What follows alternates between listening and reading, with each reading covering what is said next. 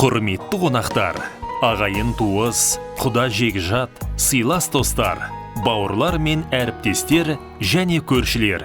Сіздерді 2022 жылдың қараша айының 26 күні сағат 17:00-де өтетін ұлымыз Ғабит пен келініміз Жанелдің үйлену тойына арналған ақ дастарханымыздың қадірлі қонағы болуға шақырамыз. Мекен жайымыз Қайназар ауылы, Талғар Есік тасжолы, Найля салтанат сарайы. Той иелері Бағлан, Гүлмира.